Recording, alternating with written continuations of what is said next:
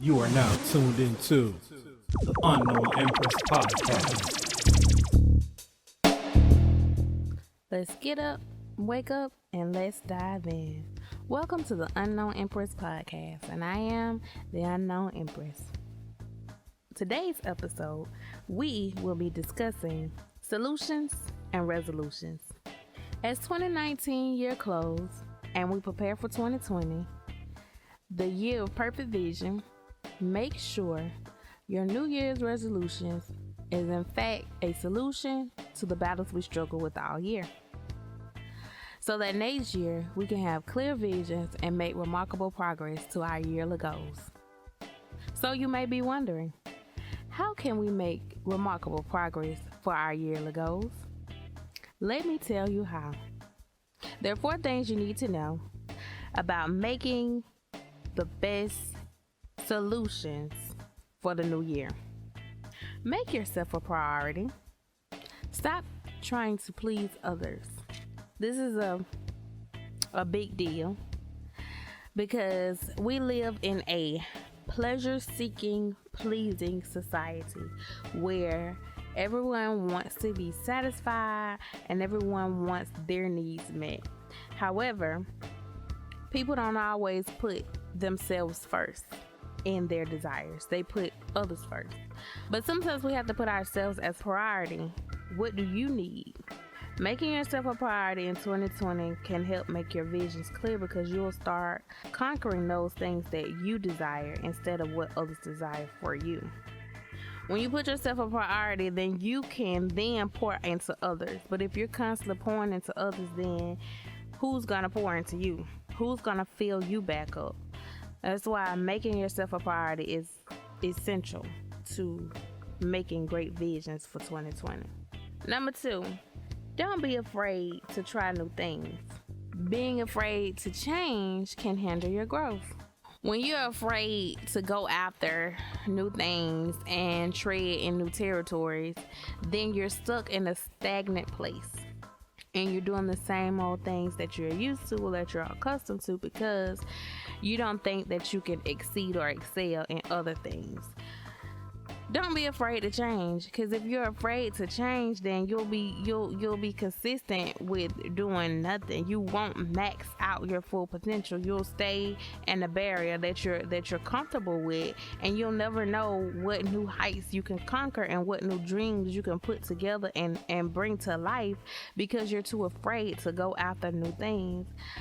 For me, to share a personal experience, change for me is hard because I'm a person who loves routine. I love to get a routine in place, have a schedule, and go after that schedule, like to the T. That doesn't leave room for the spontaneous things that could happen because I'm on a schedule and it has to be this certain way. And I had to get out of myself, not thinking that things had to be a certain way. Things had to be, yes, routines are good and they're good to have, but if you're in a routine and a schedule so tight that you don't allow spontaneous moments to come in, then you'll hinder your growth. And then you won't excel. You'll only be doing those things that in which you're good at, and you won't know other things that you can be even better in.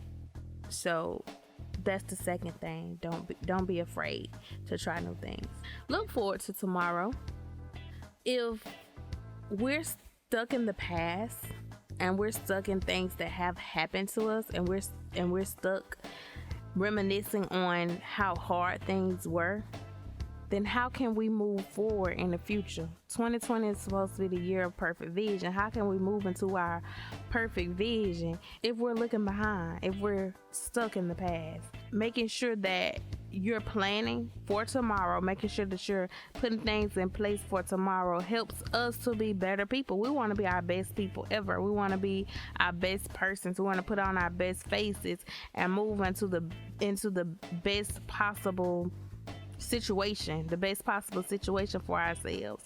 So in order to move into the best possible situation, we have to look at what happened in the past, analyze or reevaluate what happened, where do we fall short, who let us down, things that didn't happen in the way we planned, map it out, strategize, and move forward into the present, into the future.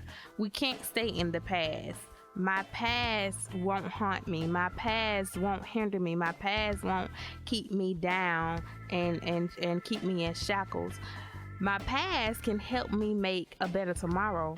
Learning from my mistakes can help me make remarkable progress. Learning from the things that I did wrong can help me see what I need to do, ways I need to change so that I can move into a greater era. Don't let your past hinder you.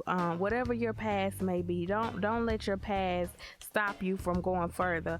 And some people, they have great success stories because of their past. People have great success stories because of the things that they went through, that they didn't let that stop them, but they use it as motivation to go get it. They use it as motivation to do better. They use it to go and conquer more because, hey, I know what I've been through. And if I've been down this road and I've been at rock bottom, then what's to say I can't go higher? If I'm at the bottom, there's nowhere to go but to the top. So don't let your past stop you from achieving those things that you really want. Don't let your past stop you from achieving greatness. Don't let your past hold you down to the fact that you're afraid to move forward. There's a Jamaican proverb that states, "The wise monkey know what tree to climb." Translation, this means a wise monkey knows which tree to climb.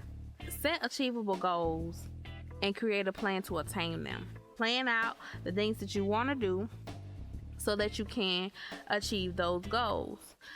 In addition, it means choose personal and professional battles that you can win.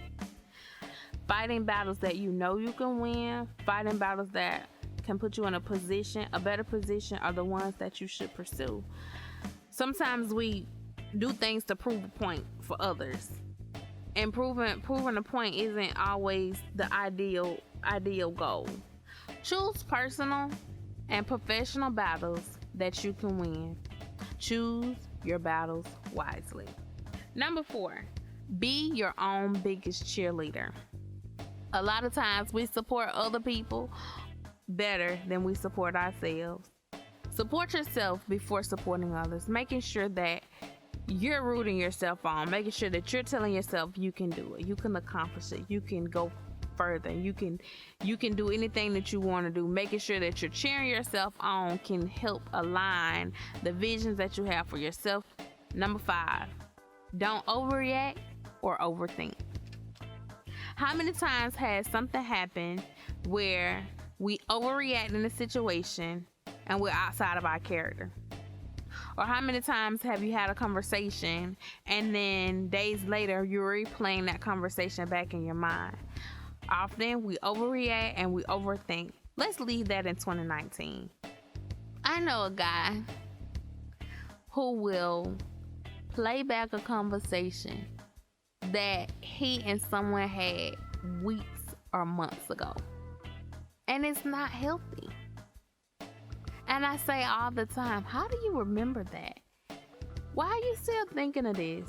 Be present in moments and be yourself so that you give genuine feedback, so that you're giving back to the conversation that's of you, that is 100% what you believe in and what you feel, and stand firm in that, so that when that time has passed, you're leaving that in that moment and you're not bringing things from the past or past conversations or things you've done into your present moment.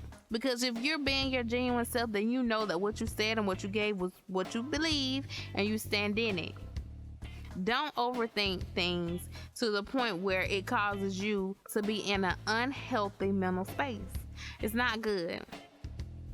If you believe in what you said and you know what you know when you said it, leave it there. Stand firm in believing that I know I said what I meant and that's exactly how I feel and I was genuine when I said it. Overthinking can cause stress, anxiety, a lot of pressure. It's bad for our mental health. As 2019 comes to an end and 2020 approaches, let's make sure that we're in perfect vision. Last but not least, let's make sure we're within God's will. Making sure that your plan aligns to His will. Accepting rejection is very hard. A friend and I set out a plan to achieve, and the plan worked for her and did not work for me. And in the moment, I was disappointed, and I could not understand why it did not work in my favor as it did for her. But I realized that I had to accept the rejection because that was not God's will for me. I wanted to do this plan. I wanted to put this plan in motion. I wanted to put this on my list of things to do and achieve. But that wasn't what God had for me, either not in that time, not in that season, or not that way. So therefore, it didn't work out for me.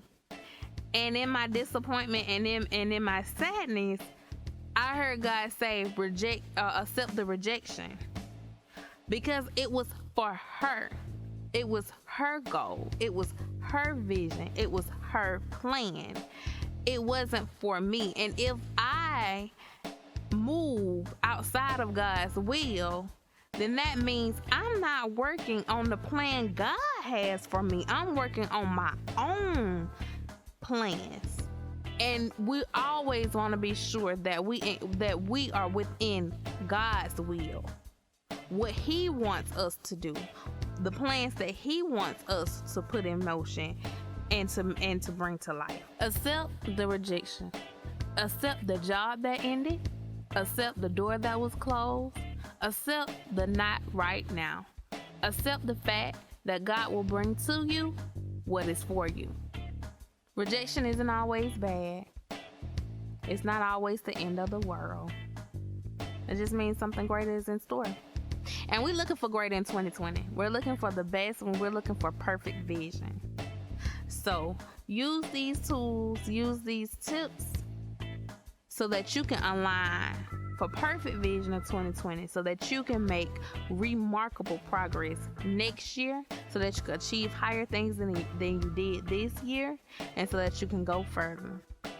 So as always, get up, wake up, and dive into 2020. This is The Unknown Empress. Thank you for listening to the Unknown Empress podcast.